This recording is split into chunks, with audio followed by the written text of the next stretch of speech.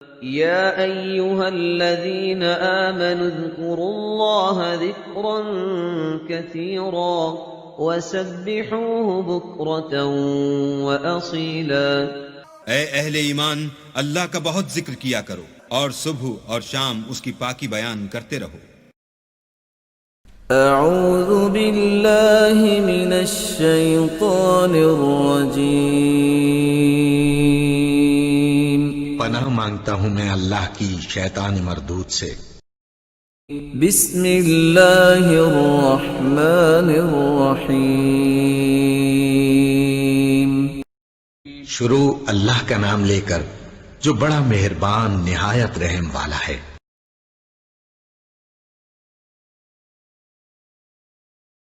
وَيَسْأَلُونَكَ عَنْ ذِي الْقَرْنَيْنِ قُلْ سَأَتْلُو عَلَيْكُمْ مِنْهُ ذِكْرًا إِنَّا مَكَّنَّا لَهُ فِي الْأَرْضِ وَآتَيْنَاهُ مِنْ كُلِّ شَيْءٍ سَبَبًا فَأَتْبَعَ سَبَبًا حَتَّى إِذَا بَلَغَ مَغْرِبَ الشَّمْسِ وَجَدَهَا تَغْرُبُ فِي عَيْنٍ حَمِئَةٍ وَوَجَدَ عِندَهَا قَوْمًا قُلْنَا يَا ذَا الْقَرْنَيْنِ إِمَّا أَن تُعَذِّبَ وَإِمَّا أَن تَتَّخِذَ فِيهِمْ حُسْنًا قَالَ أَمَّا مَن ظَلَمَ فَسَوْفَ نُعَذِّبُهُ ثُمَّ يُرَدُّ إِلَى رَبِّهِ فَيُعَذِّبُهُ عَذَابًا نُكْرًا وَأَمَّا مَنْ آمَنَ وَعَمِلَ صَالِحًا فَلَهُ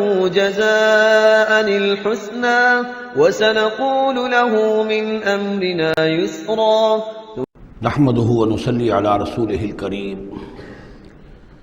اما بعد فاعوذ باللہ من الشیطان الرجیم، بسم اللہ الرحمن الرحیم۔ وَيَسْأَلُونَكَ عَنْ ذِي الْقَرْنَيْنِ قُلْ سَأَتْلُو عَلَيْكُمْ مِنْهُ ذِكْرًا۔ صدق اللہ العظیم۔ ذوالقرنین کے بارے میں آپ کو بتا چکا ہوں کہ ان کا نام تاریخ میں جو مشہور ہے وہ کیخسرو یا سائرس، اور انہی سے اصل میں ایران کی عظمت کے دور کا آغاز ہوا تھا۔ چنانچہ تقریباً میں سمجھتا ہوں کہ شاید 25-30 سال پہلے کی بات ہے، جب شہنشاہ ایران، اس وقت جب کہ ان کی بادشاہت جو ہے وہ بڑے عروج پر تھی، انہوں نے 2500 سالہ برسی منائی تھی انہی کیخسرو کی، سائرس کی۔ ان کی قبر جو ہے مقبرہ وہ دریافت ہو گیا تھا، اور وہاں پر ان کا ایک مجسمہ بھی دریافت ہوا تھا کھدائی پر۔ اس مجسمے میں وہ 2 لگے ہوئے تھے، سینگ بھی۔ اس موضوع پر سب سے پہلے مولانا ابوالکلام آزاد مرحوم نے، جو اپنی ترجمان القرآن کے نام سے انہوں نے مختصر ترجمہ اور تفسیر لکھی ہے، اس میں بڑے تفصیلی نوٹس لکھے ہیں۔ سب سے پہلے اہل علم کے حلقے میں ان کے بارے میں جو معلومات ہیں وہ ان کے ذریعے سے آئی ہیں، اب یہ تقریباً یونیورسلی ایکسیپٹڈ ہے۔ پھر سوال پیدا ہوتا ہے کہ ان سے کیا دلچسپی یہود کو تھی، تو وہ بھی سمجھ لیجئے کہ نبوکدنضر نے 587 قبل مسیح میں حملہ کیا تھا فلسطین پر، اور نبوکدنضر عراق کا بادشاہ تھا۔ اس مڈل ایسٹ کو ذہن میں رکھیے کہ میڈیٹرینین کے بالکل ساتھ ہے ملک شام، اور شام ہی کا ایک علاقہ فلسطین ہے۔ اس وقت جو ہے یہ فلسطین اور اسرائیل اور شرق اردن اور ویسٹ بینک اور لبنان، یہ سب مل کر جو ملک بنتے ہیں، در حقیقت یہ شام عرب ہے، یہ شام ہے۔ پھر اس کے مشرق میں یہ عراق عرب یا عراق ہے، اور اس کے مشرق میں پھر ایران ہے۔ تو عراق کا بادشاہ تھا جس نے حملہ کیا تھا یروشلم پر، تباہ و برباد کیا، اور ان کو قیدی بنا کر لے گیا۔ کیپٹیوٹی کا دور ان کا تقریباً 150 برس کا ہے۔ لیکن اس عرصے میں ایران میں یہ شخصیت ابھری کیخسرو کی یا سائرس کی۔ اس نے پھر فتوحات کا دائرہ شروع کیا، تو سب سے پہلے عراق کو فتح کیا، بیبیلونیا کو، اور یہاں پر جو یہ اسیر تھے یہودی، ان کو اجازت دے دی کہ تم واپس جاؤ، اپنا یروشلم آزاد کرو، اپنے جا کر آباد کر لو دوبارہ۔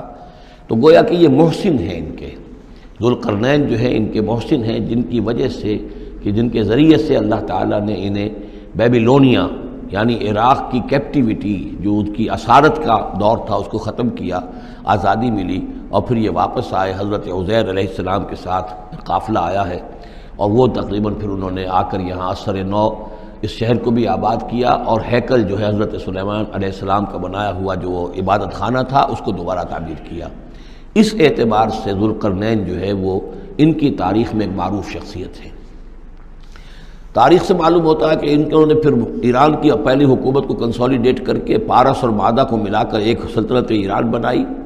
پھر ان کی فتوحات کے 3 دائرے ہیں۔ مغرب کی طرف میڈیٹرینین تک پورا علاقہ فتح کر لیا، مشرق میں پھر یہ ہمارا جو مکران تک کا علاقہ ہے، یہ سارا کا سارا علاقہ ایران کے ساتھ ہی ملتا ہوا ہے، بلوچستان، مکران، یہ پورا علاقہ انہیں فتح کیا۔ ایک مہم ان کی شمال کی طرف گئی، بحیرہ کیسپین جو ہے، اور ادھر سے جو وہ بلیک سی ہے، بحیرہ اسود، ان دونوں کے درمیان جو پہاڑی سلسلے ہیں، یہ شمال کی طرف جو ہے تیسری مہم گئی۔ جیسے کہ حضرت عمر رضی اللہ تعالیٰ عنہ کے عہد میں بھی 3 لشکر نکلے تھے مسلمانوں کے جزیرہ نما عرب سے۔ ایک لشکر شام سے ہوتا ہوا پھر مصر کی طرف گیا ہے، ایک لشکر عراق سے ہوتا ہوا ایران کی طرف گیا ہے، اور ایک لشکر سیدھا شمال کی طرف گیا ہے اور کوہ کاف تک جو ہے، جس کو کوکیشیا کہتے ہیں، وہاں تک کی فتوحات حاصل کی مسلمانوں نے۔ تو تقریباً یہی سمجھیے کہ ایک بلو پرنٹ تھا جو کہ یعنی ہمارے اس دور خلافت راشدہ سے جو سمجھیے کہ لگ بھگ کوئی 2000 سال قبل جو ہے یہ واقعہ پیش آیا ہے، یا بلکہ اس سے کم، کوئی 1500 سال قبل یہ واقعہ پیش آیا ہے۔ اور یہ ذوالقرنین جو ہیں یہ یہاں پر ایک بڑی عظیم سلطنت کے بانی بنے، لیکن نیک آدمی تھے۔ اور معلوم یہ ہوتا ہے کہ یہ اصل میں جو کہانیاں ہیں، یہ ان کے داستانیں ہیں کہ ان کو قتل کیا جانا تھا۔ یہ کہیں شہزادے تھے کسی چھوٹی سی مملکت کے، اور وہاں سے ان کو کسی نے بچایا کسی طریقے سے، اور پھر یہ صحرا میں رہے روپوش، اور وہاں کسی نبی کی تعلیم سے ان کو آشنائی ہوئی ہے۔ ہو سکتا ہے کوئی اسرائیلی نبی ہی کی تعلیم ہو، یہ بھی ہو سکتا ہے کہ زرتشت جو ہیں وہ بھی کوئی اللہ کے نبی ہوں اور ان کی تعلیم ان تک پہنچی ہو، لیکن خود ان کا کردار جو قرآن پیش کر رہا ہے وہ بہت ایک نیک مومن صالح، ایک بندہ مومن، اس کا کردار ہے۔ یہ کردار جو ہے کسی بھی درجے میں 1% بھی جو ہے وہ کسی اور دوسرے فاتح پر یا کسی اور حکمران کے اوپر، جنہیں بھی ہم جانتے ہیں تاریخی اعتبار سے، ان پر منطبق نہیں ہوتا۔ یہ انہی کی شخصیت ہے۔ وَيَسْأَلُونَكَ عَنِ ذِي الْقَرْنَيْنِ، اور اے نبی آپ سے پوچھ رہے ہیں ذوالقرنین کے بارے میں، قُلْ سَأَتْلُو عَلَيْكُم مِّنْهُ ذِكْرًا، ان سے کہیے میں ان قریب تمہیں اس کے بارے میں کچھ حالات بتاتا ہوں۔ اِنَّا مَكَّنَّا لَهُ فِي الْأَرْضِ، ہم نے اسے زمین میں بڑا تمکن عطا کیا تھا، غلبہ عطا کیا تھا۔ وَآتَيْنَاهُ مِن كُلِّ شَيْءٍ سَبَبًا، اور ہم نے اسے ہر طرح کا ساز و سامان، وسائل و ذرائع، تمام اسباب جو ہیں فراہم کر دیے تھے۔ فَأَتْبَعَ سَبَبًا، تو انہوں نے پھر ایک مہم تیار کی، یعنی ایک فتوحات کا دائرہ مغرب کی طرف، حتیٰ اذا بلغ مغرب الشمس، یہاں تک کہ جب وہ سورج کے غروب ہونے کی جگہ تک پہنچ گئے۔ اب یہ پرانے زمانے میں ظاہر بات ہے کہ پورا اس سے زیادہ نقشہ تو لوگوں کو معلوم بھی نہیں تھا۔ جب میڈیٹرینین کے ساحل پر پہنچ گئے تو معلوم آگے تو سمندر ہے، اور سمندر میں پھر آدمی کو محسوس ہوتا ہے سورج ڈوبتا ہوا۔ اگر آپ ساحل سمندر پر کھڑے ہو کر دیکھیں تو معلوم ہوتا ہے سمندر میں سورج ڈوب رہا ہے۔ تو یہ گویا کہ مغرب الشمس بن گیا ان کے لیے، وہ یہ سورج کے ڈوبنے کی جگہ۔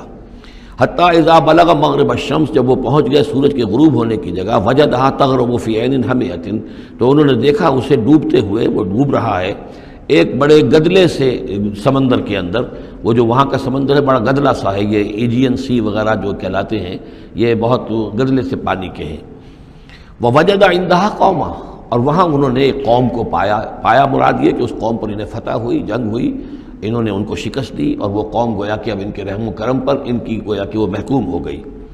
قلنا یا ذوالقرنین، ہم نے کہا ذوالقرنین سے، اب یا تو یہ کہ یہ شاید نبی ہوں، واللہ عالم، تو اللہ تعالیٰ کا اس طریقے سے براہ راست ان کو وحی کرنا، لیکن غیر نبی کو بھی اللہ تعالیٰ الہام کے ذریعے سے، جیسا کہ ہم نے دیکھا کہ وہ تو شہد کی مکھی کو بھی لفظ وحی آیا ہے، تو یہاں آیا ہم نے کہا اے قرنین، اور یہ بھی ہو سکتا ہے یہ صورتحال کی تعبیر ہو کہ گویا کہ وہ حالات زبان حال سے یہ کہہ رہے تھے۔ قلنا یا ذوالقرنین اما ان تعذب و اما ان تتخذ فیہم حسنا، کہ یا اے ذوالقرنین تمہیں اب پورا اختیار ہے، چاہو تو یہ جو مفتوح قوم ہے تمہاری اسے تم سزا دو، عذاب دو، ستاؤ انہیں، یا یہ کہ تم ان کے اندر اچھی روش اختیار کرو، ان کے ساتھ حسن سلوک کرو۔ قال، انہوں نے کہا اما من ظلم، جو کوئی ظالم ہے، بے انصاف ہے، ہو سکتا ہے اس سے مراد کفر اور شرک بھی ہو، فسوف نعذبہ ثم یرد الی ربہ فیعذبہ عذابا نکرا، تو اسے تو ہم عذاب دیں گے، سزا دیں گے، اور پھر وہ لوٹایا جائے گا اپنے رب کی طرف، پھر اس کا رب اس کو عذاب دے گا جو اصل عذاب ہے، برا عذاب، سخت عذاب۔